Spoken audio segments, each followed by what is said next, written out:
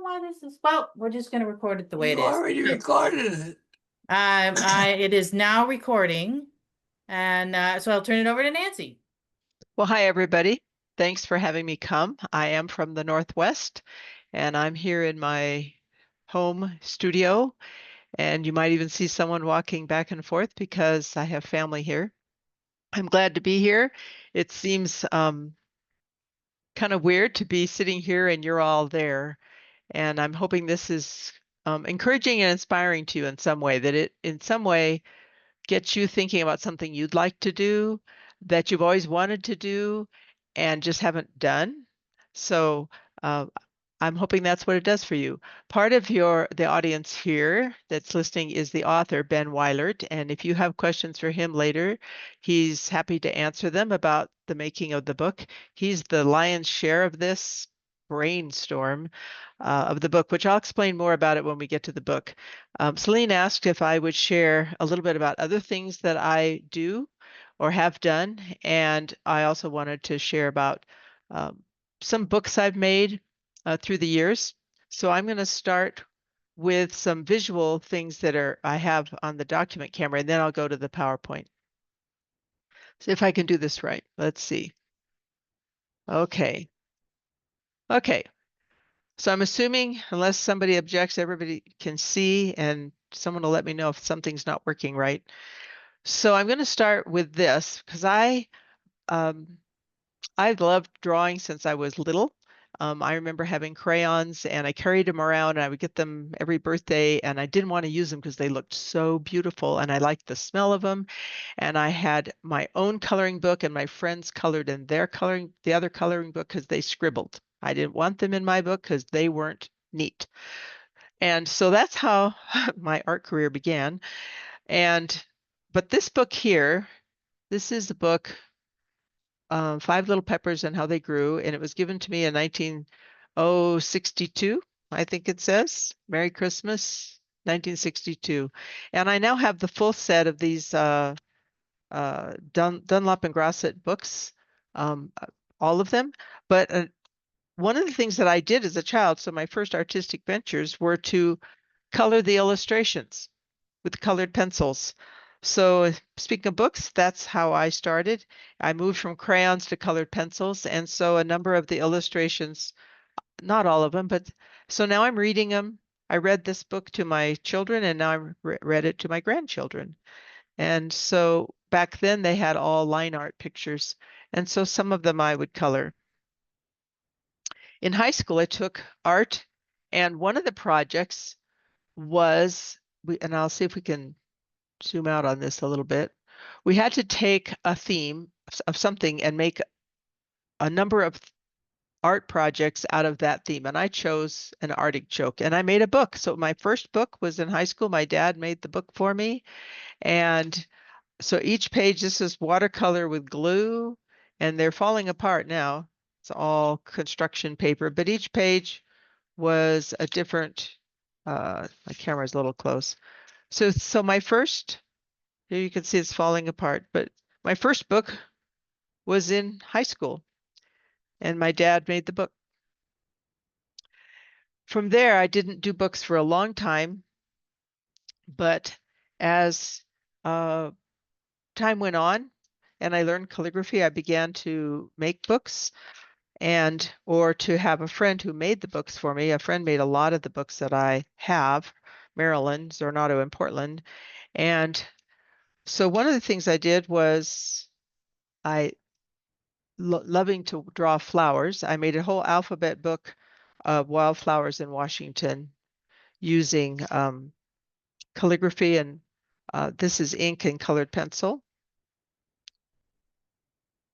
So there's the whole book, and the cover is an old document that I had. So I made the book. This one I believe I made this one, and it's an actual old document as the cover. When I came here with that idea, when I came to Colorado, then I decided to do one on Colorado wildflowers. And same idea with watercolor. This one's watercolor and ink. and lettering throughout the book. And then the cover is made of wood. And this book was made by my friend Marilyn. And a lot of her books I've used because she would send them to me. She teaches book arts in Portland, and she's has her master's in digital animation and is a calligrapher. And so she would send me books because I would do something with them. And so this was another one. I took a trip. This one I bought at and I took a trip to France and then used it as a journal and illustrating the trip throughout the 2 weeks I was there.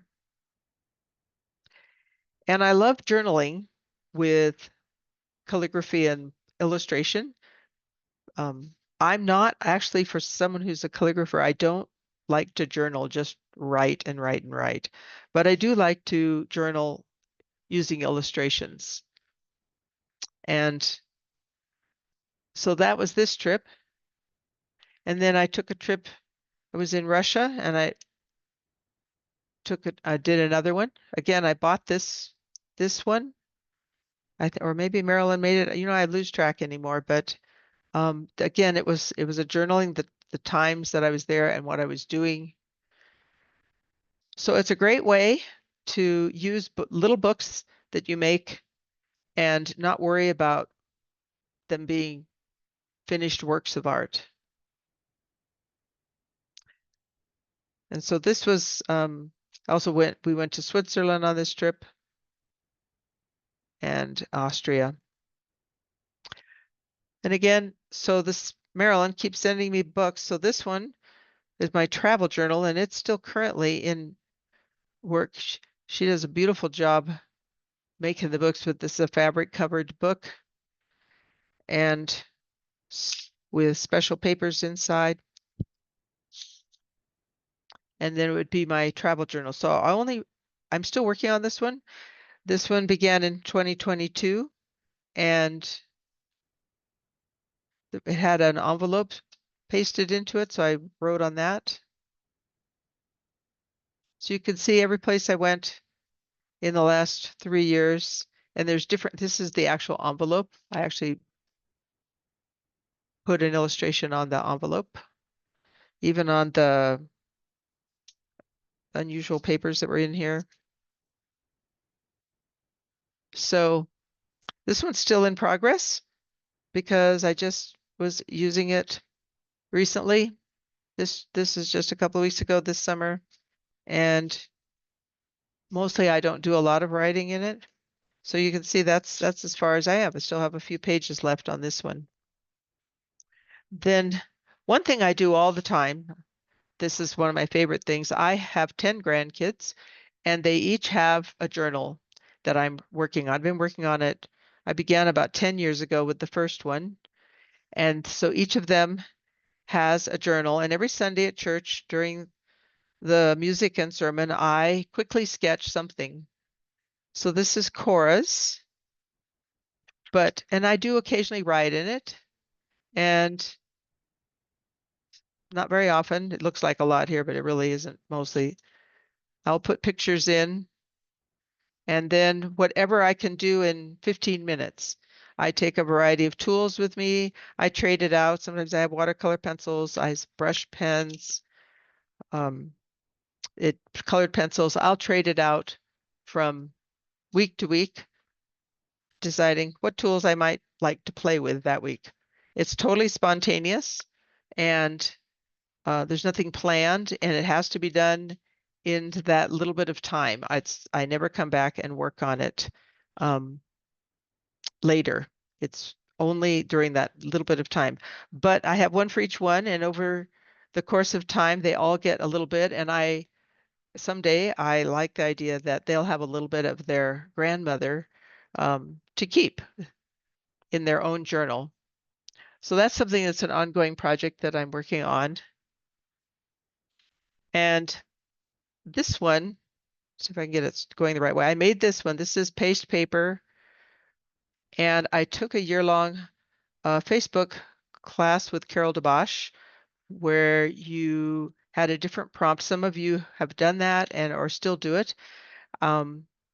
It's called Scribbled Lives, and you join on Facebook. It's a closed group, and there's a prompt each week, and you have that week to work on the theme. And everybody in the group takes a week and comes up with a theme for that week. And so I decided to limit myself to do that. I thought this could get out of hand for me. I don't have a lot of time. If I'm going to do this, I'm going to limit it. So it's going to be, everything's going to be fit in this book, and it's not going to be huge, and it's going to be able to be done in a few hours. That was my limit. And I told myself that each page would be use different tools or something new on every single page because I have a lot of tools.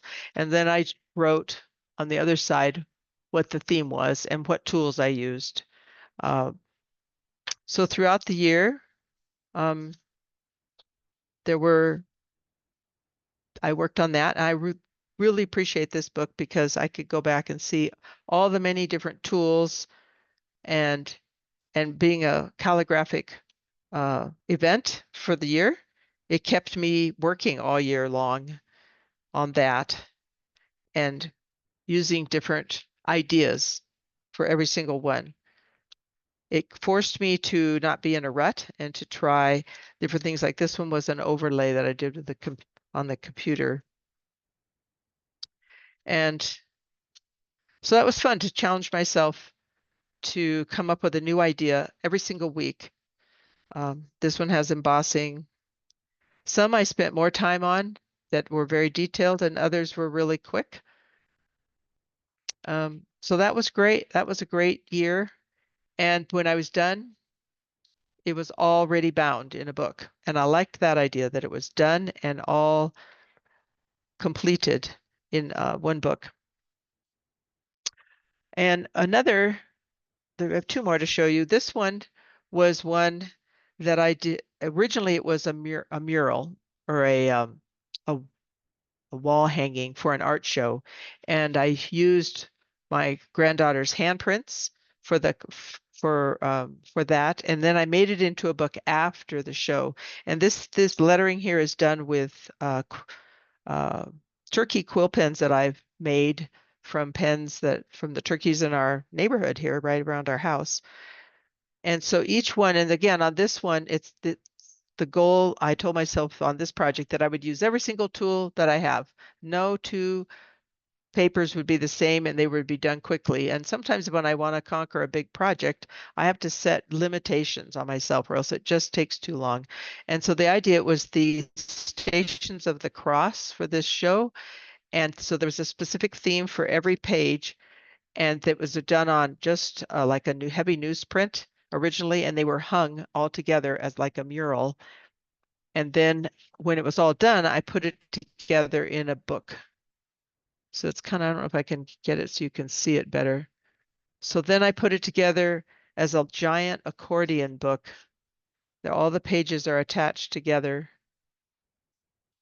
So again, what am I going to do with a huge mural? I put it into a book, and then had the fun challenge of laying out all my tools and choosing that every page would be different.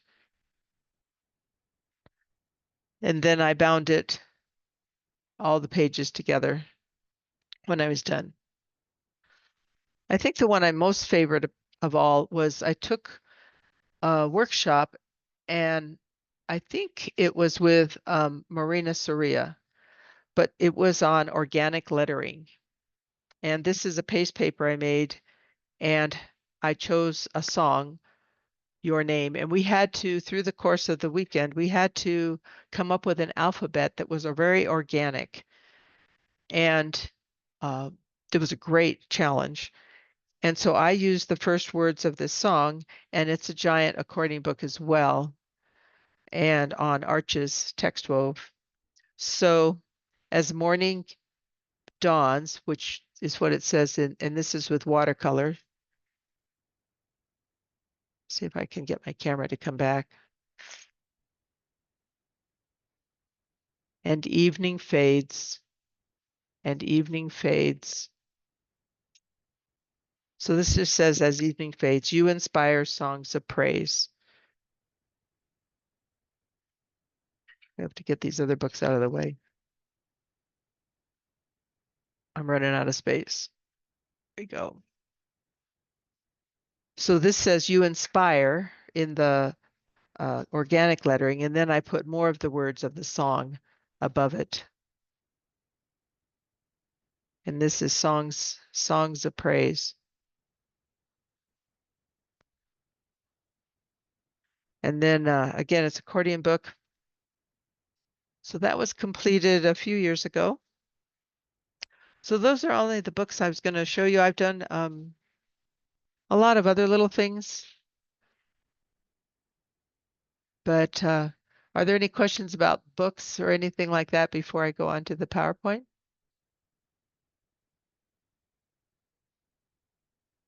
Okay. So I'm going to flip to the PowerPoint, and I think I have to get back to the beginning. Somehow I thought I was at the beginning. There we go. Sorry about that. Okay, so I'm sharing a little bit about my past first before I get to the book. So these are just some pictures. I still have actually most of them on hand from my high school days. I took art classes there, and I even was recently able to be in touch with the art teacher and tell him how I was able to use what he taught me. He's, I think it must have been one of his first classes because he's not that much older than I am. And I really like working with ink, and I've done a lot of that. This is where I'm at right now. I'm actually sitting at this desk here, and my studio is the living room. Since it's side by side with our family room and it's just a duplicate space, we turned it into a studio. You can see there's an elliptical exercise there and a table to work at and have a great view out the window. And the mural there is one that I painted a couple of years ago on the wall. Um, we always talked about the fact in our family that a formal living room was never Neverland because you never used it. So we turned it into an art studio, and I get to be right in the main part of our house. This is my view, what I see either winter or right now, I see the lower view. It's green out, and Cheyenne Mountain is behind us. That's the mountain that also houses NORAD, that used to be the famous hiding place of the Army. And so I've done a few murals just for myself and my family, not for, I've never done them for other people, but I think I need to, there, is that better? Give you a bigger screen. So the one on the left is our family cabin, and I did that in 2002, and it's actually still looking good. It's faded. I've told him I'll come back and repaint it, or at least spruce it up. But it, even though it's underwater, half in the spring and faces the sun, it's still, that's a fairly recent picture of it. So I was surprised that it's held up so well. The the larger mural is Mount Shuksan, and I don't know if I'm saying that right, in Washington, and that was my husband's office in Tacoma or in Renton when he was working there. It's about 12 feet long. And then in my current house, this is what I've done. During COVID, since I was stuck, I went ahead and did the Garden of the Gods, which is a local famous, beautiful place to visit when you come to Colorado Springs. And so that's a 12-foot mural in my guest room. And then you just saw in the other picture, the vertical is behind the fireplace that we remodeled and put a fireplace there. And it's I think I'm not sure of which waterfall it is, but it's actually a Colorado waterfall. And then the we have a propane tank and it looks like a submarine. So the first thing I did when I was here, I thought, I hope my neighbors have a sense of humor because I'm going to paint it looking like a submarine. So I put Roman caps on the curved surface. First, I had to paint it white because it was dark brown and we were told it needed to be white. And then I painted waves on it so it looked like it was a submarine. So that was the first project, and then the Garden of the Gods, and then the vertical one behind the fireplace. So I have another idea, but I haven't gotten to it yet. Okay, I mentioned that I may have been making turkey quill pens. Turkey is one of the better feathers to use to make quill pens, and we happen to have a lot of wild turkeys around here. And at the time when I made the ones that you see there, we had about 150 turkeys passing through here. It was a regular turkey parade every morning, and every night they'd come back and roost in the trees. And so I started collecting them and researching how do I make them. I didn't know how to make them myself, but I just kept fiddling with them. And I have quite a few of them in different sizes, from pointed out to about 5 millimeter. And you can see the lower picture. I have a wider one that I was doing some wide lettering with. And the tools, the picture of the different tools that I used, including I actually have a quill knife that Lisa Zhang gave me that she had, and that works beautifully. But you can use an X-Acto knife. And I watched a lot of YouTube videos, and um, it was a great project. They are tricky to use, and I tend to have to be really specific about using them because you have to fuss with them to get them to work. But you can resharpen them, and you have to cure them. So what you see the other pictures, you have to I sanitize them. And then you have sand, and you put that in a pot and heat the sand till it's hot, and then stick the feathers in them and let them cool just until the sand is cold, and that cures the ends so that they're hard enough to carve. One of the things I've done since 1996 is a ministry of chalk artistry. It's a very, very old craft that began in the Bible Belt, so I'm told.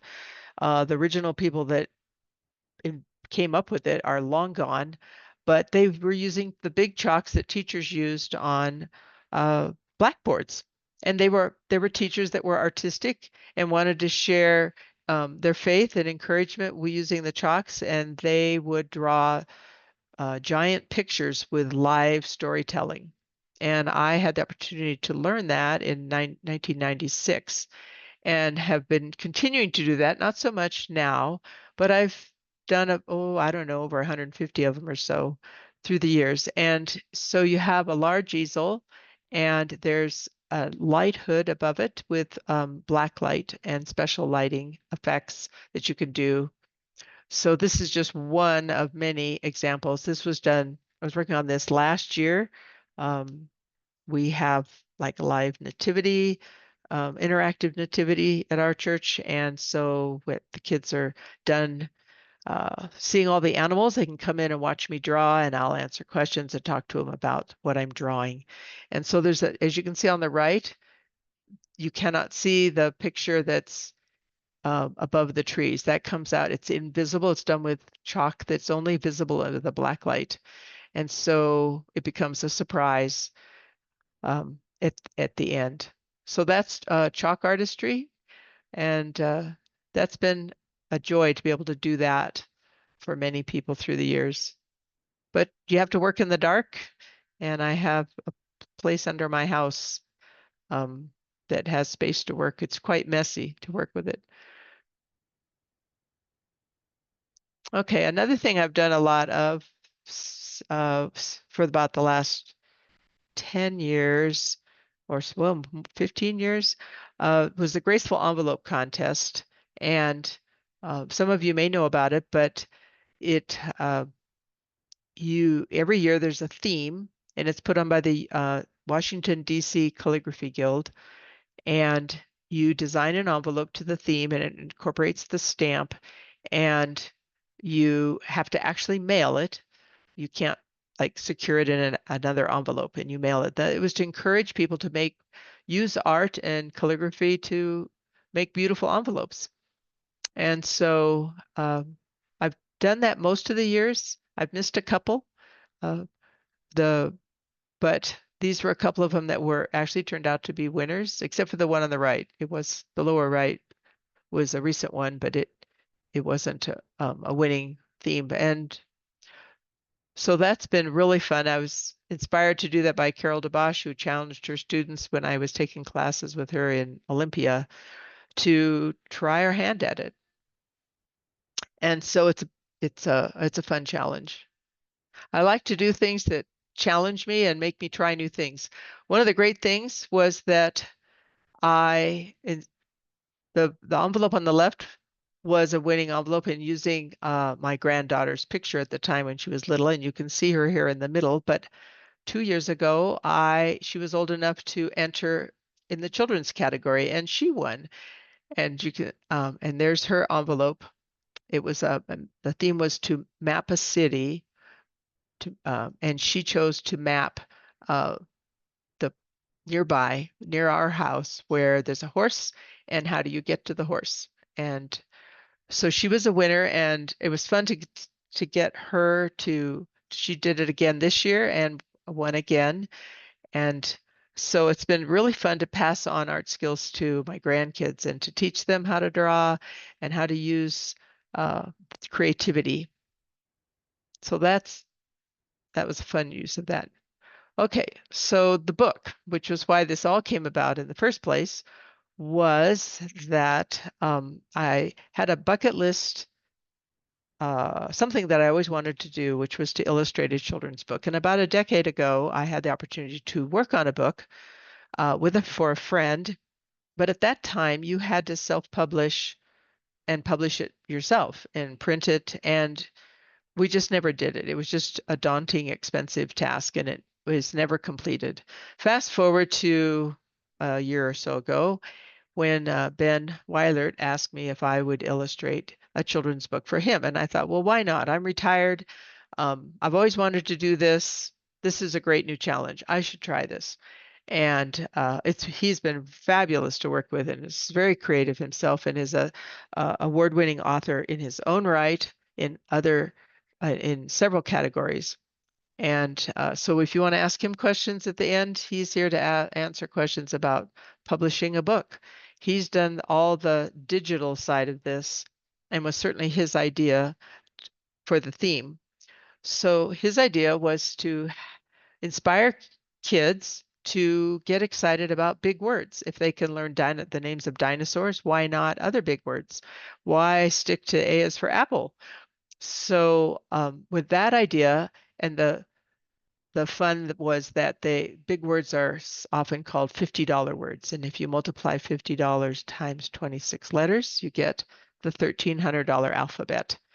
And so that was the goal. We started with a list of words, which he had a list of 26 words. And from there, we worked together and kept, I think, 17 of them, and then brainstormed on other words, because some of them just didn't illustrate very well, very easily. We also had the idea that we should have a different bird on every page, and we would pick a bird that illustrated the words the best, and we're using whimsical ways and words to whimsical illustrations to illustrate the words.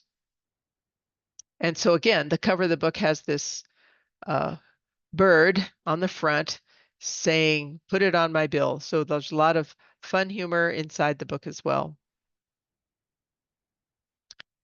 So when we started, he told me the book would be 8.5 inches square. I chose that I wanted to do full page watercolors. And of course, he wanted the alphabet to be and the words to be in calligraphy, which is why he asked me to do it. The design was to have 2 alphabet letters and words on each page, And I chose that the initial letters would be versals, which are calligraphically, they are a decorated letter. They can be a decorated letter uh, that originally were used historically on the first verse, uh, and like in Bibles and things like that. So we had 13 different birds, and there would be 2 hidden $50 bills on each spread, or each going with each letter. So we started with that information. I began doing some called thumbnail sketches that are about 5 inches across, and coming up with ideas. And I would send him ideas, and we would work together on the ideas that we thought would work the best. I chose that 3 of the pages would be horizontal, where the kids would have to turn the book to see the word. So you can see here the AB is running horizontally, and in this page, MN is also horizontal, and there's another one as well. So just some of the tools to do this. I bought a very large light box because I wanted to be able to work completely on the full page spreads. I had a 8.5 by 11 one, but I wanted to be able to work on the entire spread at once. And I had the stand already for calligraphy, so I had that. And so that was the investment I made for this project, which was invaluable. I used that a lot. I used high quality watercolor paper, and I even had papers. I used things I already had on hand, which was great. Good. Seems like we collect supplies more than we use. So again, a lot of my goals are to use things I already have without buying new things. Um, Sometimes I think the one who dies with the most paper and pens and art supplies wins, but I'm trying to work on stuff I already have. So these were all things I already had that I'd had for quite a while. So that was good. I bought this LED light with a magnifier, which was added a lot of my room light isn't that great. And some of the tools that I use, it is rechargeable. I highly recommend that light, by the way. It's a great light, has 2 light settings, and the magnifier on the top can be used to do close work. And then the good old T-square and triangles that I've had since graphic design days in 1970s still work. And so that's the basic tools that I used.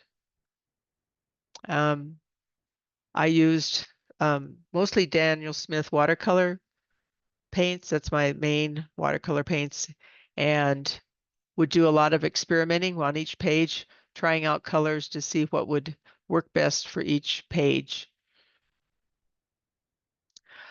Because we had $50 bills that we were hiding in each one, these are some of the ones that I hand drew using pictures off the internet. And then I would print that and then use my light table to draw the new $50 bill. And by the time you reduce it, it looks a lot different. You can see here with the ruler, the original on a curved one, and how it looked when I was done. One of the decisions we made was that Ben wanted to use the specific font that was told it was dyslexic friendly, that was easiest for them to read.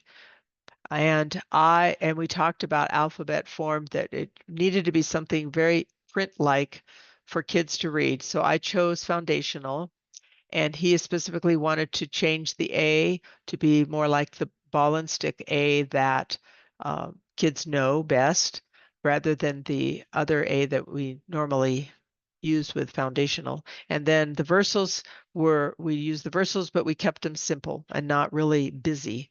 So for the first page, the 2 words were akimbo and Brobdingnagian, which I still have a hard time pronouncing. And so I would do the lettering separately and then scan it at 600 DPI, and then he brings it in digitally on the watercolor. So here's the watercolor painting. And then and with the sketch. So here's the sketch on the left with the idea, and then how it ended up being in the final watercolor painting. And so we chose a secretary bird because they're very tall, and Brobdingnagian means to be very tall. And by making the man very small, it made the bird look even bigger. So again, using some humor along with the birds are realistic. So in that sense, there's they're learning something about the birds as well. And here it is the way it will appear in the book. The lines won't be there in the book. That's just for our working. And you can see how the lettering was brought into the page. The next one was clandestine and defenestration, and we used a raven because defenestration is throwing something through a window, and clandestine is to be kind of sneaky. So we put some sunglasses on him and came up with this idea of him throwing Edgar Allan Poe's poem "The Raven" through the window. And so on the left is the little sketch that I came up with, and then the one on the right is the full-size line art to work it up to exactly what it would be with when it was done. And you can see arrows there that we're not sure where I'm going to put the C and the D. Maybe we'll move the words, but he and I work together. Once I have the full-size illustration in, and that's just Sharpie, and then we can work together and say, yeah, it's working, or whatever changes we want to make. So the next step was then to actually work with the watercolor paper.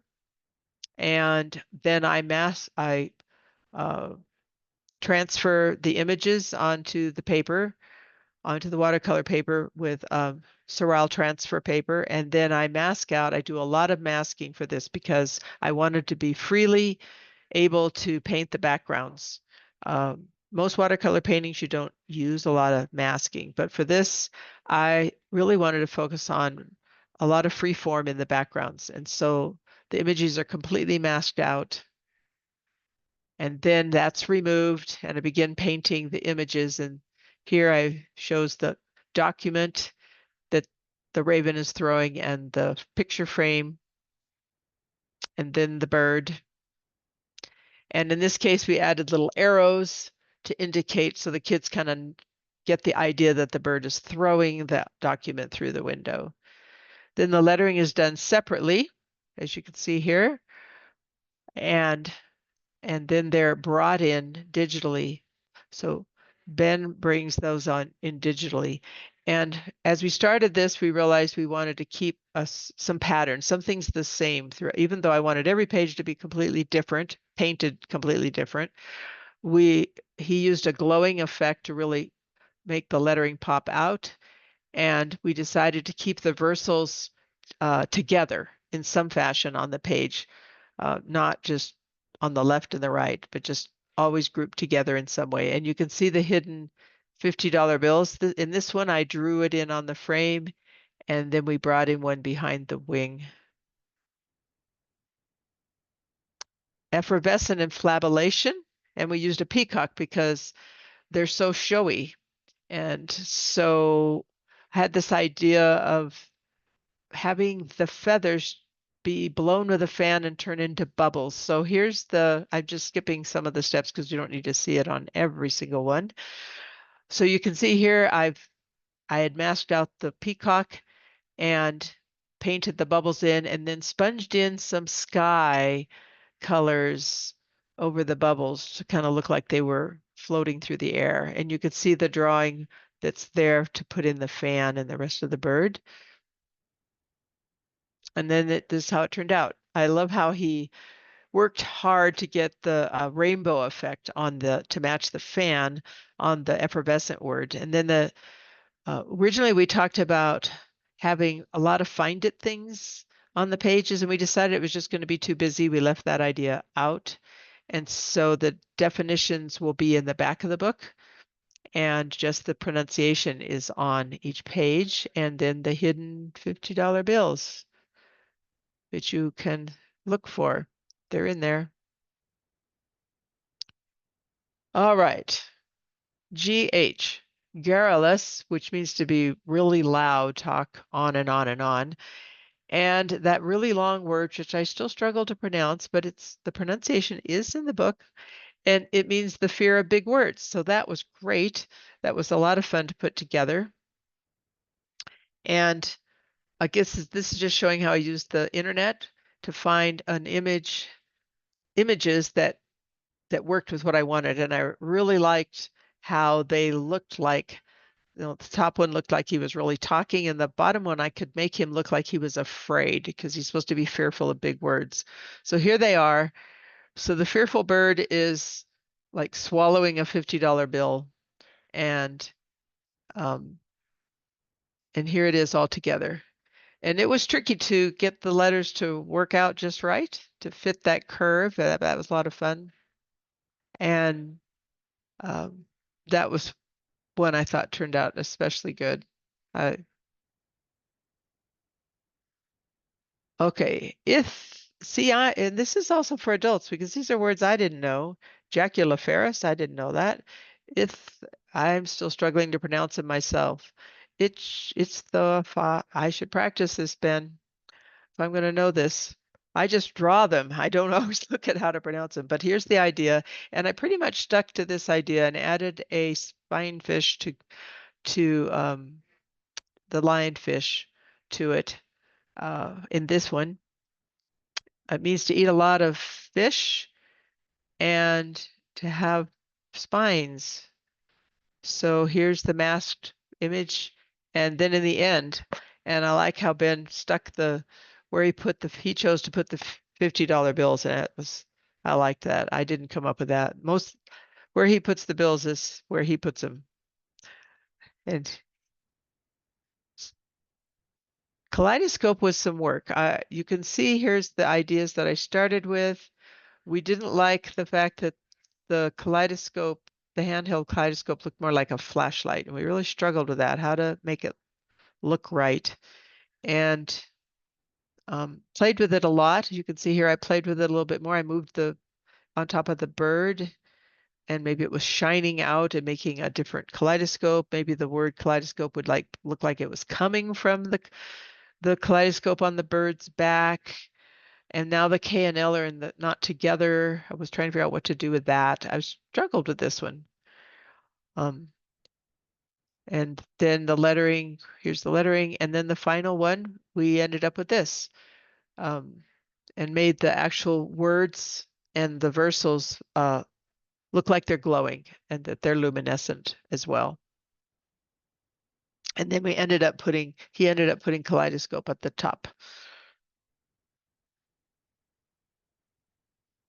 This is one of the horizontal pages again. Milk toast and narthex. And narthex is the entry area of a church. We had a narthex in my church when I grew up. And so again, using things off the internet, I found this narthex that I liked, but it was too dark. I thought it was gloomy. So I opened it up, and here's different birds that I used as a resource, and opened it up to make it look like it was open on the sides, and added windows and had the birds flying in. And we used pigeons because milk toast is just kind of quiet, and so they're pretty quiet. Onomatopoeia and proboscis, and we used a toucan and I did not know that the beak of a toucan is a proboscis. I knew a butterfly had one. Learning a lot through this. And I wanted, because onomatopoeia is words that are spelled like they sound, and that reminded me of comic books. So I switched to marker paper and watercolor markers, brush markers, to get that effect of it looking like a comic book. And that's how it turned out, which was very colorful. And we have added a couple other words on the side. This was the one bird that I ended up not looking so realistic because quartziferous means to be made of quartz. So I made the bird made of quartz, and did some changes, some different changes with the choice of the quartz bird. The one I originally found that you see in the sketch I didn't like. So I found another one I liked better, found a different cluster of quartz crystals that I liked better, and worked to make the background look like it was glowing. And then the fun thing was, is as we did it, we said, oh, look, QR, we could put his QR code on the page. So if you look down the lower right corner in the pink color, if it actually works, it's the QR code for Ben's website. That was unplanned, but fun how it turned out. And then the $50 bill is hidden in the bird, and we used the round one again that we used on the kaleidoscope, and he put it on one of the crystals. So syzygy means the alignment of the planets. And so we really had to keep that image of the planets on the page separately so it would show up. And then we have used it also on the banner. To bissonate is to blow a trumpet, and we used a trumpeter swan. And I really wanted it to be black, and black watercolors just weren't black enough. So I ended up using Sumi ink for the background, and played a lot with how to speckle it so it would look like a starry sky, like if you're out in the dark and you just see a million stars. And I was really pleased with how that turned out. And again, he had fun choosing. He reversed out the $50 bill on one side and hid it slightly under the banner on the other side. It was always fun for me to find out where he was going to hide the $50 bills because that was his thing. The other third horizontal page is ubiquitous and vociferous, and seagulls are certainly ubiquitous, very, very common, and they are very vociferous, very vocal. So that was a great fit for that page, and making it look like they're speaking the cloud bubbles. And I had to have him help me find the hidden $50 bills, so I'm not going to tell you. You can find it if you get the book. The second to the last page was Withy and Xiphoid. And Withy is like branches, intertwined branches, and Xiphoid is like crossed. I'm kind of blanking out right now on my words, but to have those cross swords. So we had sword-billed hummingbirds, and in this page I really wanted, because hummingbirds are so brilliant, I wanted a brilliant sunrise effect for this page to really show off their colors. And my only disappointment is you can't print. I couldn't use iridescent watercolors because they won't print. So I just picked the brightest colors I had, but it would have been fun to have them iridescent. And that one pretty much turned out a lot like the original sketch that I had come up with. The last page is Yeg and Zither. Well, we know what a Zither is. A Yeg is a bank robber. So we used a woodpecker who is pecking open the safe. And you can see the one on the left, his beak is all broken, and he's stealing $1,300 out of the safe. And if I count right, I think there are 26 $50 bills coming out of the safe, if I did it right. And that was the last page. You can pre-order signed copies of the book. It'll be out on September 29th on Amazon. You can get it on Kindle for like $4.99. I put $5 there, but you could, if you want a printed one, they come in hardcover and paperback, and you can get them on Amazon on order on after September 29th, or you can pre-order and we will sign them for you. And then it doesn't, if you're clever enough to work as a group, we just charge $5 for shipping, no matter how many books are in one bundle. But that takes some coordination. So that's all I have to show you. The information for pre-ordering is on this page here. It's on Ben's website as well. But here it's www.author.benjamin-weilert.com/pre-order. And so I think I'll stop share and we open up for questions to myself or Ben. And I'm back with, I guess, Celine.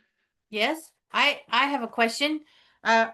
You mentioned that the definitions were at the end, which I actually think is really fun because I think it's a good way to for the kids to read or the adults too. They read the word and wonder what it is, and if you don't know and you don't want to look it up, it's there. I like that it's separate. I haven't seen an alphabet book like that, and I really like that.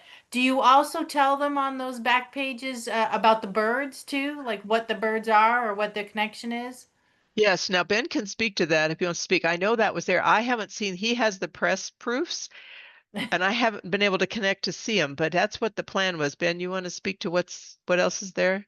Yeah, so I have the paperback copy here. So I did a lot of the internal text, the stuff that isn't in there, but yeah, and got all the definitions for all the words, and then we have just put the aviary. So I put on all the birds that are on each page and their Latin names because they're basically dinosaurs, so they can learn those dinosaur names too. So yeah, so this is the proof copy. There's already a couple of things I've already noticed I need to add in, so I got to add in like the birds that are on the cover. I left that out. But this is all print on demand. This is through Amazon. Our hardcover is going to be through Lulu, another print on demand service where basically, yeah, we had to get everything digital. We had to get it into a PDF so that it could be basically printed anytime somebody orders it or if we order our own copies and have them shipped to us. So Great, thank you. Now, on the, I really, really enjoyed how you worked, Nancy, to get the birds that went with so well with the words and how I like. I noted particularly the fearful parrot. I never saw a scared parrot before, but you really made him look scared. That was that was really amazing. Thank you. It was fun to add a bit of animation in there. And I give Ben the credit for the most of the birds. There were a couple of them I said, oh, how about if we try this bird? And we made a couple of changes, but he's the brainchild on the imagination side of it. I was just putting it into a visual. Uh, so yeah, but it was fun. Google is a big help. I mean, I've scrolled for a lot of things to find on all the pages ones that would work for what I wanted for the page that I was working on. That was great because then I could print them and I would play with it till I would print it the size. And when I finally worked, I'd have this 5-inch drawing. And then when I'd work it up to full size, well, the images that I found didn't quite fit the page like I thought they would when they were 5 inches. So there were some tricky changes to make, when I blew it up to the size it would be on the page, now it doesn't actually fit in the right place. And then I could trace them. Once I could do that, I just had black and white copies and could trace them. Someone's asking, can you say more about something, but I missed it. yeah, so the printing production platforms, both, so Amazon, it's called KDP, it's Kindle Direct Publishing. It's a print on demand service, and the Lulu, Lulu, is hardcover. Both of those, so the Amazon one started out as CreateSpace, and when I started writing books 14, 15 years ago, uh, I actually had a coupon for like CreateSpace to get like 5 free copies printed out. And I'm like, oh, I can have a physical copy of my book. And so through that, I just kind of stuck with it. There are others out there. Ingram Spark is pretty popular with people. In fact, if you want your books in like a Barnes and Noble, you basically have to go with Ingram Spark because you can return them. But I just kind of stuck with those two. Lulu was another one where it's like, yeah, I had a coupon. They're like, hey, I do a hardcover of your book. I'm like, great, just let's see what this is about. And so I just kind of stuck with those, just because I'm familiar with them. But yeah, like, the Amazon KDP, most people who self-publish these days, it is, I like to use this word, ubiquitous, right? For those people, because it is so easy to get what you want, print on demand, just print off the copies you need, have people go to Amazon and actually buy it on Amazon and have them just print it off and ship it out. So those kind of things are, the ease of use and whatnot is, it's part of the reason I stick around.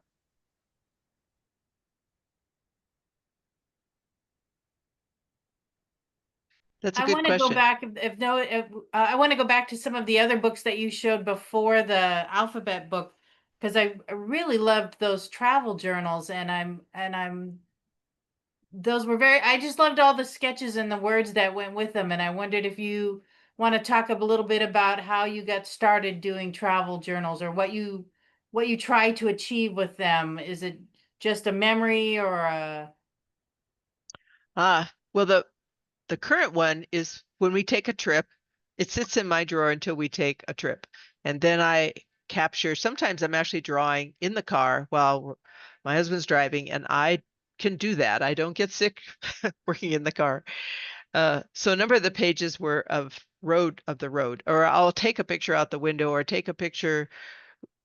You take lots of pictures with your phone, and then I would begin to put them together during the trip and again try to accomplish it during the trip as much as possible because when I get home I am busy with other things.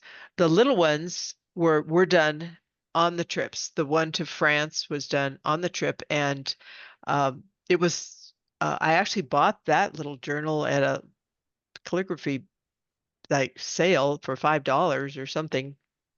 And so the goal, I'm not capturing everything, but trying to capture the main things that I did on the trip, uh, along the way, and doing it while I'm there. Um, if I keep it small, many of the things I do, I I set a goal to it's going to be quick. Yes, I do things. I've done things that take hours and hours, and certainly the book. I mean, each page of the book that we did, I spent about 10 or 12 hours on each page.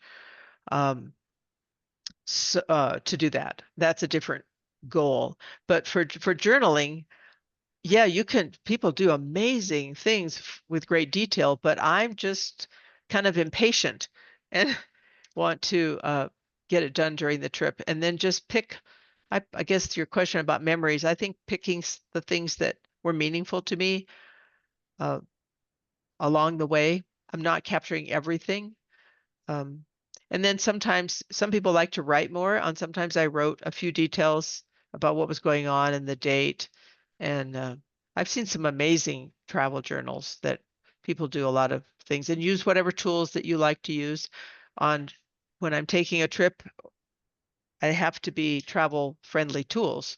So it would usually be a micron pen and colored pencils, or you could do watercolor pencils with a water brush, um, maybe some calligraphy pens work. Sometimes the problem with some fountain pens leak on airplanes, so that can be limiting, and maybe just stick to a fiber pen. Um, So it's whatever you're friendly with is what you use. But I also, again, would on many projects, I personally challenge myself to say, I'm going to do something I don't normally do. And so every page of the book for Ben, I said, okay, I'm going to make the background different. Every single one has to be different. I have to use different texturing tools, something different about every one, so it was fresh. And then and again, with the year-long class, every page I just personally said, all right, you're not doing the same pens and the same thing. You have to use, and it forces me to use stuff that's here that I want to use. I just don't get around to getting a rut. So it gets me out of my rut to make a personal challenge. I like that the background is different on the words. Now I kind of now I want to get it's another thing to find that you know, you won't advertise that in the book. See if you can tell that all the backgrounds are different, but from the artistic side of it, it seems like it's a fun Mhm. thing to go and look and say, "Oh, I see how this was done. This was different. That was different." Now, were all your other than the one that was Sumi ink, were they all watercolor backgrounds? Yes, that was the Just with only different one. ways. And that was only to achieve the blackest black Mm-hmm. that I could get. And the watercolor was, no, when I used large areas of it, it was too variegated. It Right, wasn't right. black enough. And then I played with whether I was going to spatter the paint with like uh, pen white, Dr. Mhm. Martin's pen white, or I could use the masking fluid with a toothbrush and flick it on and then paint over it with the black. And I chose to do that because if I paint the background on the whole watercolor and I've got the bird all drawn in there and masked out, and then when I flick the white on, if it flicked on big blobs, then I couldn't get it off. So I decided it was better to use the masking fluid and I could pull it off if a big blob got it flicked on too much in the wrong Mhm. space, then I could just pull that off and then paint the background black. So that was safer. And then at the end, I hoped it would work. Otherwise, I have to start the whole page over because you know, I can't redo the background once it's done. There were different background pages where I was really worried. I know the QR one, I wasn't really happy with how the background, I went back with some color on it and it did a thing effect called bloom, which if you are watercolorist, you understand. And I didn't wait for the paint to dry and it makes like a line. And I didn't like the way that looked. I wanted it to be really smooth, but I had to finish the page and I told Ben, I said, okay, if you don't like the way it looks when it's done, I'll redo the whole page. But once he put the words on there, it really looked okay. I went, oh, okay. I think the bloom effect is okay. It I mean, now you all know. You'll look that I meant that it was a mistake. You shouldn't tell people your mistakes because then you'll notice them. But it was not planned and it wasn't what I planned. But on the other hand, I really like how the sunrise worked beautifully. I wanted it to be really smooth and the blends of the colors to be perfectly soft, and it did. And I went, okay, that's what I was looking for. Um, and other ones, when you do a textural effect, you just don't know. You're sponging, you're flicking, you're scraping, you're doing different things with different tools. Um, and you just have to go with it. You have to embrace the accidents with watercolor and embrace them as happy accidents, or figure out how to work with it if it doesn't turn out how you want. But the I just backgrounds think are the fun. paintings were so beautiful. I really liked I mean, you basically had to paint it twice. First, paint it after you sketch it, you paint it masked. Then you do your background, then you pull all the masking off and paint it again. Yeah, But it really gave a gorgeous effect. That was really beautiful. I think thank it you. really Thank you. complemented the word. So, well, I don't have any. Does anybody else have any questions? I will endeavor to pull the link out and put it on when I upload the video. I guess I can stop the video now. When I So I did upload put the the link in the video, chat for people who just want to Did you click put, it okay. straight. So Ben said he put it in the chat. And then I think when you send out to the group, um, you can put it in there. right, yeah, what I was gonna say is when I put it on the when I upload the video to YouTube and put the link on the website, I'll also put the link there for the book. I think what I especially liked about this book myself is that it's not just that, like I said, A is for Apple. It's something adults would enjoy the book. I have a neighbor who's buying 2 copies because her friend uh, loves, what is it, ornithologist? Is that a bird? Someone who, yeah, that's a Hmm. bird guy. yeah, she bought one for her friend. So there's different aspects that I like about that makes it interesting, with the idea that just to inspire to work on something more than just simple words. Our vocabulary has become very, very small, and smaller yet now that we're texting on Right. phones and abbreviations, and uh, just to grasp the joy of, I mean, big words and I mean, if we studied Latin and Greek, we would know even more.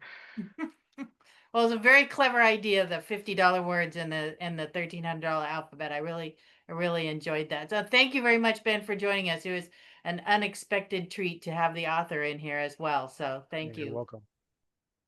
All right. Any other questions before we go? Thank you all for listening.